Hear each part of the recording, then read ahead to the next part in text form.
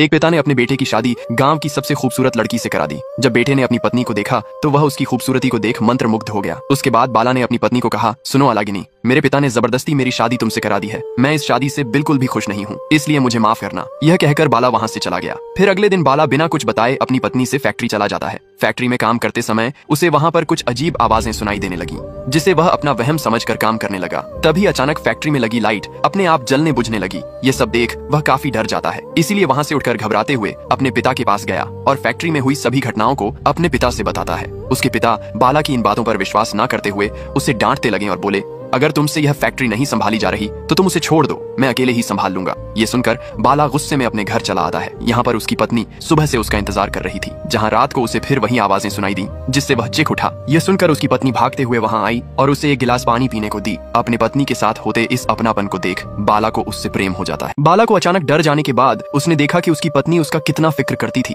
इसी वजह से बाला ने सारी बातों को भूलकर उसे अपना लिया। अगली सुबह बाला बिना किसी डर के फिर से फैक्ट्री में काम करने चला जाता है और अपने काम में इतना व्यस्त होने की वजह से उसे खाना खाना भी याद नहीं रहता। उस बीच बाला की पत्नी फैक्ट्री में आकर अपने हाथों से उसे खाना निकाल कर देती है। तभी अचानक फिर से फैक्ट्री की लाइट जलने बुझने लगी, जिसको देख के उसकी पत्नी डर जाती है और जल्दी से बाला को खाना खिलाकर वहाँ से चली गई। थोड़ी देर बाद जब बाला अपना काम कर रहा था तो उसे फिर से वही आवाजें सुनाई देने लगी। इस बार बाला बिना डरे उससे पूछता है कि तुम कौन हो और तुम्हें क्या चाहिए। तब उस जिन्न ने अपनी भयानक आवाज में बाला से कहा कि मैं कौन हूँ इससे कोई फर्क नहीं पड़ता, तुम मुझे आजाद करवाओ तो मैं तुम्हें इतना धन दूंगा कि तुम रातों रात करोड़पति हो जाओगे। उसकी बात सुनकर बाला लालच में आकर उससे पूछता है कि इसके लिए मुझे क्या करना होगा, जिस पर जिन्न ने बताया कि तुम्हें मुझे बस एक बूंद अपनी पत्नी का खून देना होगा। बाला कुछ देर सोचने और विचारने के बाद अपने घर जाता है, जहां उसने अपनी पत्नी को एक दवा खिलाकर उसे बेहोश कर दिया और सुई की मदद से उसके हाथ से एक बूंद खून निकाल लेता है, जिसे लेकर वह सीधे अपनी फैक्ट्री चला जाता है। और वहां जाकर बाला ने जैसे ही खून की बूंद टेबल पर रखी,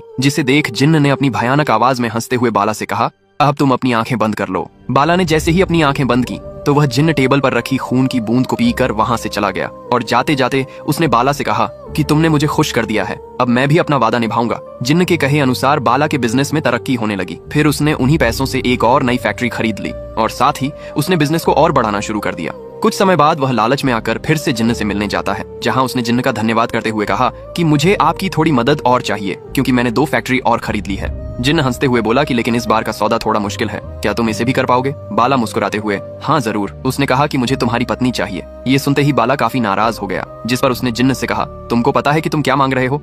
जिसे सुनते ही बाला गुस्से में आकर वहां से चला जाता है। कुछ दिनों तक वह जिन्न को समझाने की कोशिश करता रहा, लेकिन जिन्न कुछ नहीं समझता। इसी बीच सरकार ने पटाखे की कंपनियों पर रोक लगा दिया। ये खबर सुनते ही बाला सदमे में चला गया। फिर बेबसी और गुस्से की हालत में वो सीधा जिन्न से मिलने गया और उसे कहता है कि तुम मेरी पत्नी के अलावा कुछ और मांग लो, मैं तुम्हें देने के लिए तैयार हूँ। तब जिन्न ने उसे अपने जादू से एक झूठी तस्वीरें दिखाकर उससे कहा कि तुम्हारी पत्नी चरित्रहीन है, जिसे देखने के बाद बाला गुस्से में वहां से अपने घर चला आया और अपनी पत्नी से झूठ बोलकर उसे फैक्ट्री ले आता है। थोड़ी देर बाद जिन्न ने उनकी पत्नी पर हमला किया। उसकी पत्नी अपने आप को सच साबित करने के लिए उसे सारी सच्चाई बताई, लेकिन तब तक बहुत देर हो चुकी थी। वह जिन्न अपने भयानक रूप में आकर उनकी पत्नी को अपने साथ लेकर चला जाता है। अपनी पत्नी को खोने का यह अफसोस बाला बर्दाश्त नहीं कर सका और अपनी जान दे दी।